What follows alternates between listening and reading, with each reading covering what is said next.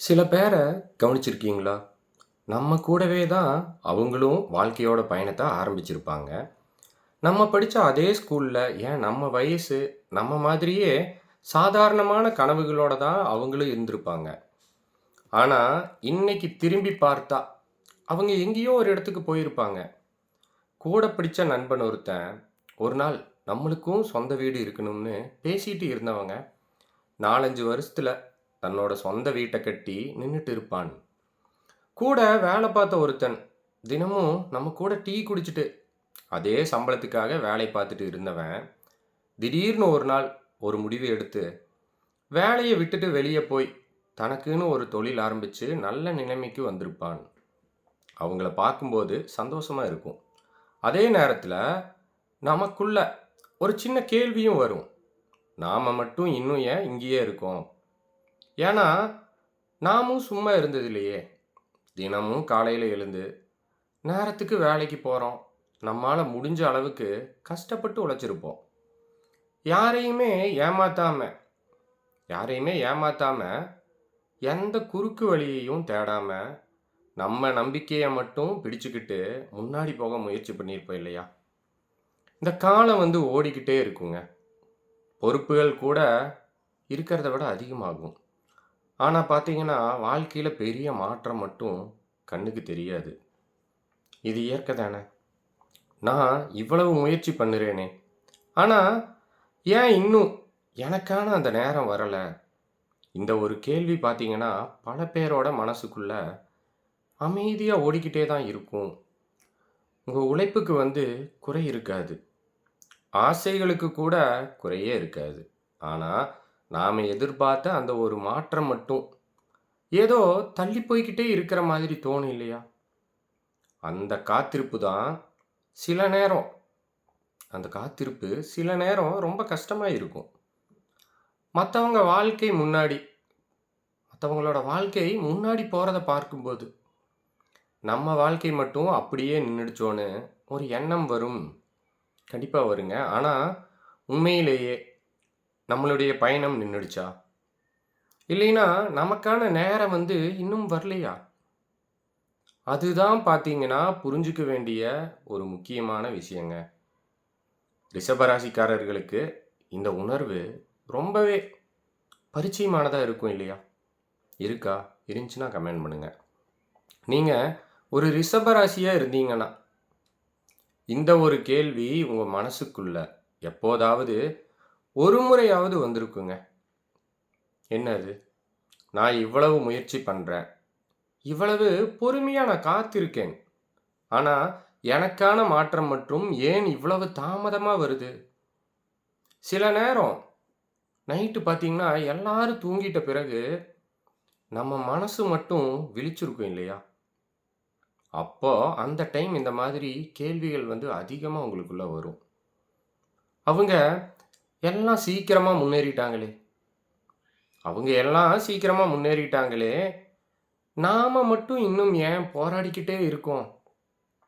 அப்படிங்கிற ஒரு சின்ன வலி உங்களுக்குள்ள இருக்குங்க. ஆமா. சில பேர் வாழ்க்கையில வேகமா முன்னேறுவாங்க. அவங்க எடுத்த முடிவுகள் சீக்கிரமா அவங்களுக்கு பலன் கொடுத்திருக்கும். அவங்களுடைய பாதை கொஞ்சம் வேகமான பாதையா அமைஞ்சிருக்குங்க. ஆனா, இங்க ஒரு விஷயத்த நாம ஆழமாக புரிஞ்சுக்கணும். வேகம்ங்கிறது வேற, நிலைத்தன்மைங்கிறது வேற. 2க்கும் வித்தியாசம் இருக்கிறது இல்லையா? சீக்கிரமா கிடைக்கிற எல்லாமே நீண்ட நாள் நிலைக்கணும்னு அவசியமே இல்ல. அதே மாதிரி தாமதமா கிடைக்கிறதுனால, அதுக்கு மதிப்பு இல்லாததுன்னும் அர்த்தம் கிடையாது. ஒரு சின்ன உதாரணம் நான் சொல்றேன். இன்னைக்கு நம்ம வாழ்க்கை ரொம்ப வேகமா மாறிடுச்சு.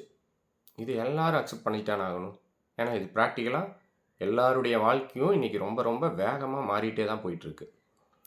மைக்ரோவேவ் ஓவன் மாதிரி சில மிஷின்கள் எல்லாம் வந்துடுச்சுங்க. 2 நிமிஷத்துல ஒரு உணவ சூடாக்கி கொடுத்துரும் இல்லையா? Micro oven. உடனே தேவைய பூர்த்தி பண்ணிக்கிடுவோம். ஆனா, அந்த சூடு கொஞ்ச நேரத்துக்கு பிறகு என்ன ஆகும்? குறைஞ்சிடும். அதே நேரத்துல ஒரு மண்பானையில விறகடுப்புல மெதுவா சமைக்கிற சாப்பாட்ட யோசிச்சு பாருங்க. அதுக்கு கண்டிப்பா நேரம் எடுக்கும். பொறுமை கூட ரொம்ப தேவைப்படும். நீங்க அதுக்காக காத்திருக்கணும். ஆனா, அந்த சுவையும், அந்த நிறைவும் வேற மாதிரி இருக்குங்க. இதையெல்லாம் அக்செப்ட் பண்றீங்களா? உண்மதானே? வாழ்க்கையிலயும் சில பேரோட வளர்ச்சி வந்து அப்படித்தான். அவங்க வந்து மெதுவா நகர்ந்தாலும், உள்ளுக்குள்ள ஒரு வலிமையான அடித்தளத்த உருவாக்கிக்கிட்டே இருப்பாங்க. ரிஷப ராசிக்காரர்களோட பயணமும் பார்த்தீங்கன்னா, பல நேரம் இப்படித்தான் சொல்லப்படுகிறது. உடனடியா ஒரு மாற்றத்த விட, கொஞ்சம் கொஞ்சமா சேர்த்து, ஒரு நாள் திரும்பி பார்க்கும்போது, இவ்வளவு தூரம் வந்துட்டோமான்னு ஆச்சரியப்பட வைக்கிற மாதிரி அது இருக்கும். அதனால தான் தாமதமாகுதுன்னு நெனச்சு, உங்களுடைய பயணத்த நீங்களே குறைச்சு மதிப்பிடாதீங்க. ஏன்னா சில விஷயங்கள் சீக்கிரமே கிடைக்காதுங்க. ஏன்னா, அது கிடைக்கும்போது நீங்க அதை தாங்குற அளவுக்கு வலிமையானவரா இருக்கணும் இல்லையா? அது சூடாகறதுக்கே கொஞ்சம் நேரம் எடுக்குங்க. விறக வைக்கணும், நெருப்ப மூட்டணும். அது மெதுவா சூடாகி உள்ளுக்குள்ள இருக்கிற சுவை எல்லாம் வெளியில வர்ற வரைக்கும் பொறுமையா காத்திருக்கணும். ஆனா, ஒரு தடவ அது பக்குவமா சூடாயிருச்சுன்னா, அடுப்ப அணைச்ச பிறகும் அந்த மண்பானையோட வெப்பம் அவ்வளவு சீக்கிரம் போயிடாது இல்லையா? இத ஃபீல் பண்ணியிருக்கீங்களா? யார் யாரெல்லாம் மண்பானை யூஸ் பண்ணியிருக்கீங்க? என்ட்ட சொல்லுங்க. நான் தெரிஞ்சுக்கிறேன். மணிக்கணக்கா அந்த சூடு வந்து பார்த்தீங்கன்னா, மண்பானையில சமைச்சா அது அப்படியே இருக்கும். ரிஷப ராசிக்காரர்களோட பயணமும் இதே மாதிரி தான் அப்படின்னு சொல்லப்படுதுங்க. ஏன்னா, அவசரமா எதையாவது செஞ்சு, உடனே ஒரு முடிவுக்கு வரணும்னு நினைக்கிற குணம் வந்து இவங்களுக்கு அதிகமா இருக்காது. ஏன்னா, இவர்களுக்கு ஒரு விஷயம் வந்து முக்கியம். அது நீண்ட நாள் நிலைக்கணுங்க. எது செஞ்சாலும் அது நீண்ட நாள் நிலைக்கணும். ஒரு வேலைய எடுத்துக்கிட்டாலும் சரி, ஒரு கனவ பின்தொடர்ந்தாலும் சரி, இல்ல ஒரு உறவை உருவாக்கினாலும் சரிங்க, அதுல வந்து ஒரு ஆழம் இருக்கணும். ஒரு அர்த்தம் இருக்கணும்னு நெனைப்பாங்க அதுல.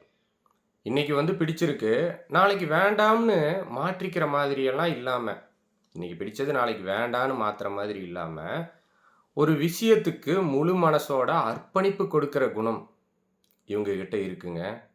அதனால தான் சில நேரம் இவங்க முன்னேற்றம் வந்து வெளியில இருந்து பார்க்கும்போது மெதுவாகத்தான் தெரியலாம். ஆனா, உள்ளுக்குள்ள என்ன நடக்குது தெரியுங்களா?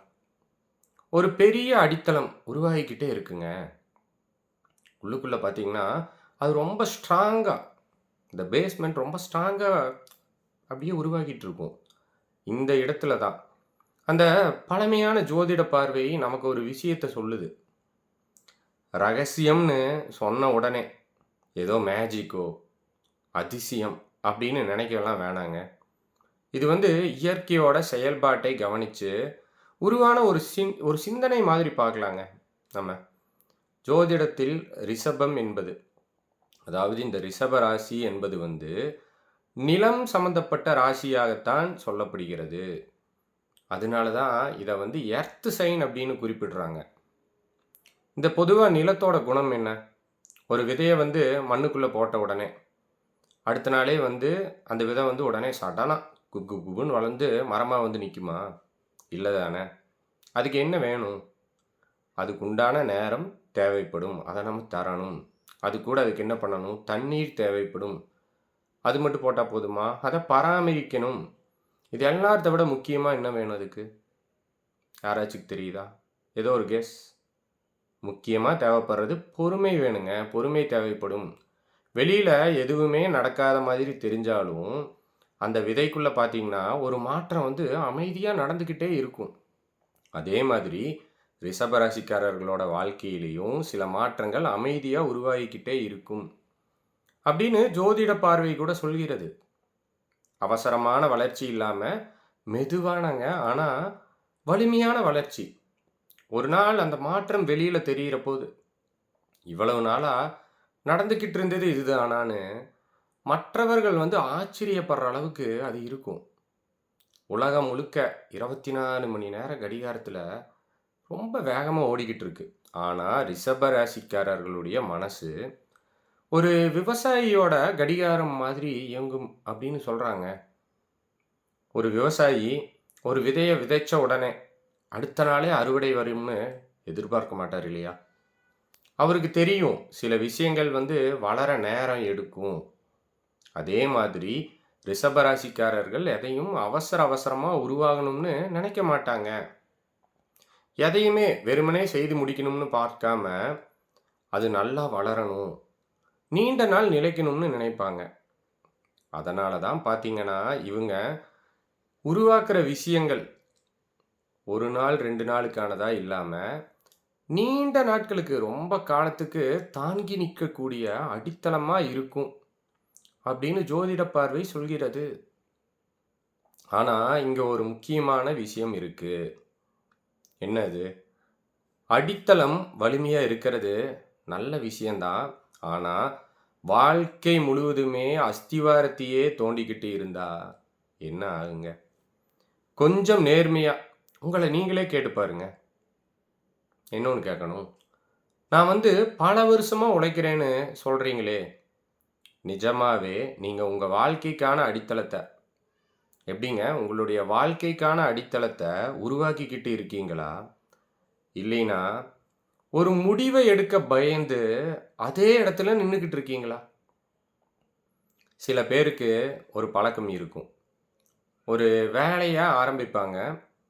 அத 100% சரியா செஞ்சிடணும். அதுல பார்த்தீங்கன்னா, எந்த ஒரு மிஸ்டேக்குமே இருக்கக்கூடாதுன்னு அவங்க நெனைப்பாங்க. பிராக்டிகலா பார்த்தா அது நல்ல குணம் தான். ஆனா, அதுவே பார்த்தீங்கன்னா, ஒரு எல்லை மீறி போகும்போது, ரொம்ப ரொம்ப அதிகமா அது யோசிக்கையில, அது என்ன ஆகும்? உங்களுடைய முன்னேற்றத்துக்கான தடையாகவே மாறிடும். கரெக்ட்டு தானே? ஒரு வீடு கட்டுறதா நெனச்சுக்கோங்க. அதுக்கு எதுங்க முக்கியம்? அஸ்திவாரம் போடுறது ரொம்ப முக்கியம். கரெக்ட்டு தானே? ஆனா, சுவர் எழுப்ப வேண்டிய நேரத்திலயும், இந்த கல்ல இப்படி வைக்கலாமா? இல்லைன்னா அப்படி வைக்கலாமான்னு யோசிச்சுக்கிட்டே இருந்தா, அந்த வீடு எப்ப முடியும்? சில நேரம் இது பெர்ஃபெக்ஷன் கிடையாது. கரெக்ட்டு தானே? இதுக்கு பின்னாடி இருக்கிறது என்ன? யாருக்காவது தெரியுமா? இதுக்கு பின்னாடி இருக்கிறது ஒரு பயம். நான் எடுத்த முடிவு தப்பா போயிடுமோ? அதனால மத்தவங்க என்னை என்ன நினைப்பாங்களோ?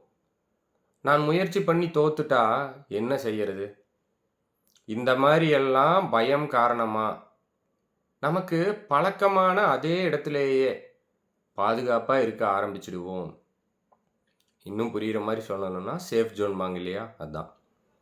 அது வெளியில பார்க்கும்போது உழைப்பு மாதிரி தெரியும். ஆனா, உள்ளுக்குள்ள பார்த்தா, அது ஒரு தயக்கம். இன்னொரு விஷயம், இந்த ரிஷப ராசிக்காரங்க கிட்ட அதிகமா பார்த்தீங்கன்னா சொல்லப்படுற குணம். என்ன அது? அது விசுவாசம். விசுவாசம் என்பது ஒரு அழகான குணம். ஒரு மனிதருக்காகவும், ஒரு இடத்துக்காகவும், ஏன் ஒரு உண்மையான உறவுக்காகவும் ரொம்ப லாயலா இருப்பது பெரிய விஷயங்க. ஆனா, ஒரு கேள்வி மட்டும் எப்போதும் கேட்கணும். நம்மளுடைய விசுவாசம் சரியான இடத்துல இருக்குதா? உங்களுடைய திறமைய மதிக்காத ஒரு இடத்துல, உங்கள வளரவே விடாத ஒரு சூழ்நிலை இருக்கிற இடத்துல, உங்க உணர்வுகள புரிஞ்சுக்காத, உங்க உணர்வையே சுத்தமா புரிஞ்சுக்காத ஒரு உறவுல, நான் இவ்வளவு வருஷமா இங்க இருக்கேன். இப்ப எப்படி மாற முடியும்னு சொல்லிட்டு அங்கேயே நின்னுட்டா, அதுக்கு பேர் விசுவாசம் இல்லை. அது நம்ம வளர்ச்சிய நாமே தடுக்கிற ஒரு பழக்கம். ஒரு விதை நல்லா மரமா வளரணும்னா, நல்ல மண் தேவைங்க. ஒரு பாறையில போய் விதைய போட்டுட்டு, தினமும் அதுக்கு தண்ணீர் ஊத்திட்டு, ஏன் மரம் வளரலன்னு கவலைப்படுறதுல அர்த்தமே இல்ல இல்லையா? கரெக்ட்டு தானே? சில நேரம் நம்ம இருக்கக்கூடிய இடத்தை மாற்றணும். இன்னும் சில நேரம் நம்ம எடுக்கக்கூடிய அந்த முடிவை மாற்றணும். அடுத்து என்ன பண்ணணும்? சில நேரம் நம்மளுக்குள்ள வர்ற சில காரணங்களால நம்மளுக்குள்ள வர்ற அந்த பயத்தை மாற்றணும். கம்ஃபோர்ட் ஜோன் வெளியில இருந்து பார்க்கும்போது பாதுகாப்பான இடம் மாதிரி கண்டிப்பாக தெரியும். ஆனா, அதுக்குள்ள அதிக நேரம் இருந்துட்டீங்கன்னா, அது நம்ம பாதுகாக்கிற இடமா இல்லாம, நம்மை நிறுத்தி வைக்கிற இடமா மாறிடுங்க. எல்லாம் ஓரளவுக்கு சரியா இருக்கு. இதுக்கு மேலே எதுக்கு முயற்சி பண்ணணும்னு நினைக்கிற அந்த எண்ணம் தான் பல பேரோட அடுத்த கட்ட வளர்ச்சியை தடுக்குது. ஏன்னா பழைய முறைகளையே தொடர்ந்து செஞ்சுக்கிட்டு புது முடிவுகளை எதிர்பார்க்க முடியாதுங்க. பலன் தாமதமாக வருதுன்னு சொல்கிறீங்களே, அந்த பலனை நோக்கி நீங்கள் புதுசாக எத்தனை முயற்சிகளை எடுத்திருக்கீங்க? எல்லாமே லேட்டாக நடக்குது. நீங்கள் என்ன எஃபோர்ட் போட்டிருக்கீங்க புதுசாக? பழைய பாதையிலேயே நடந்து புது இடத்துக்கு போக முடியாதுங்க. ஏன்னா அதோட பாதையே வேற. இதுக்கு ஒரு அழகான உதாரணம் வந்து இந்த சீன மூங்கில் மரம்னு ஒரு கதை இருக்கும். நிறைய பேத்துக்கு தெரிஞ்சிருக்குங்க. அந்த விதைய வந்து நிலத்துல விதைச்சு, தினமும் பார்த்தீங்கன்னா, அதுக்கு தண்ணி ஊத்துவாங்க. 1 வருஷம் ஆயிரும். வெளியில பார்த்தீங்கன்னா, எந்த விதமான சேஞ்சும் தெரியாது. அப்புறம் பார்த்தீங்கன்னா 2 வருஷம், 3 வருஷம், அதுக்கப்புறம் 4 வருஷம். இந்த மாரி டைம் ஆயிட்டே இருக்கும். இன்னும் அந்த விதை வந்து வளர்ந்த மாதிரியே தெரியாது. இத வெளியிலேருந்து பார்க்குறவங்களுக்கு வந்து, இதுக்கு மேல என்ன ஆகப்போகுதுன்னு தோணுங்க. ஆனா, அந்த நேரத்துல, இந்த மாரி இந்த வெயிட் பண்ணிட்டு இருந்த நேரத்துல, அந்த விதை வந்து கண்டிப்பா சும்மா இருக்காது. அது என்ன பண்ணும்? அது பூமிக்கு அடியில தன்னோட வேர்கள ஆழமா பரப்பிக்கிட்டு இருக்குங்க. அந்த ஆழமான அடித்தளம் உருவான பிறகு தான், அதன் வளர்ச்சி வெளியில தெரிய ஆரம்பிக்கும். அது எப்படி சாதாரண வளர்ச்சி இல்லைங்க. பிரம்மாண்டமான ஒரு வளர்ச்சியா இருக்கும். அதே மாதிரி உங்க வாழ்க்கையில தாமதம் வருதுன்னு நெனச்சு, உங்க முயற்சிய குறைச்சு மதிப்பிடாதீங்க. நீங்க தெரியாமலேயே பல விஷயங்கள கற்றுக்கொண்டிருக்கலாம். சரிங்களா? உங்க அனுபவங்கள் உங்க வேர்களாக மாறிக்கிட்டு இருக்கலாம்ங்க. ஆனா, வேர்களை வளர்த்துக்கிட்டே இருந்தால் மட்டும் போதாது. ஏன்னா, ஒரு நாள் அந்த மண்ணை பிளந்து வெளியே வரணும். சும்மா உள்ளுக்குள்ளேயே இருக்கக்கூடாது. வெளியில வரணும். பயத்த கொஞ்சம் கொஞ்சமா பின்னாடி வையுங்க. பாதுகாப்பான வட்டத்த விட்டு வெளியே வந்து முயற்சி செய்யுங்க. எதுனால? ஏன்னா, வேர்கள் எவ்வளவு ஆழமா போயிருக்கோ, அதை விட உயரமா ஒரு மரம் வளர முடியும். உங்களுக்கான நேரம் வரும்போது, நீங்க எவ்வளவு தூரம் வளர முடியும் என்பதை உலகமே பார்க்கும். அதனால, ரிஷபராசிக்காரர்களே, உங்களுடைய பயணம் மெதுவா போகுதுன்னு கவலைப்படாதீங்க. சில மரங்கள் வேகமாக வளர்ந்து ரொம்ப சீக்கிரம் உயரமா தெரியலாம். ஆனா, ஆழமான வேர்கள் கொண்ட மரங்கள் தான் காலம் முழுக்க நிலைச்சு நிற்கும். இத்தனை நாள் நீங்க பட்ட கஷ்டம், நீங்க சந்திச்ச தடைகள், காத்திருந்த தருணங்கள் எதுவுமே வீணாகல. அது எல்லாமே உங்களை இன்னும் வலிமையானவரா மாற்றிக்கிட்டே இருந்திருக்குங்க. ஆனா, இனிமேல் ஒரு விஷயம் உங்க நினைவுல வச்சுக்கோங்க. பொறுமைனா சும்மா காத்திருக்கிறது கிடையாது. சரியான நேரத்துக்காக தயாராகிட்டு இருப்பது தாங்க அந்த பொறுமை. உங்க கனவுகளை பயத்துக்காக நிறுத்தாதீங்க. உங்களுடைய இந்த திறமைகளை வந்து நீங்களே சந்தேகப்படாதீங்க. நீங்க கட்டிக்கிட்டு வந்த அந்த அடித்தளத்துக்கு மேல, இனிமேல் உங்க வாழ்க்கையோட அடுத்த அத்தியாயத்த நீங்களே எழுத ஆரம்பிங்க. அடுத்தவங்க எழுதுவாங்கன்னு எதிர்பார்க்காதீங்க. ஏன்னா, மெதுவா வளர்ந்தாலும் பரவாயில்லைங்க. ஆனா, ஒரு முறை வளர்ந்த பிறகு யாராலும் அசைக்க முடியாத அளவுக்கு வளரணும். இந்த பயணம் உங்களுக்கு பிடிச்சிருந்தா, உங்க மனசுக்கு நெருக்கமான ஒருத்தருக்கும் இந்த வீடியோவ பகிர்ந்துக்கோங்க. இந்த வீடியோ பிடிச்சிருந்தா லைக் பண்ணுங்க, ஷேர் பண்ணுங்க, கமெண்ட் பண்ணுங்க.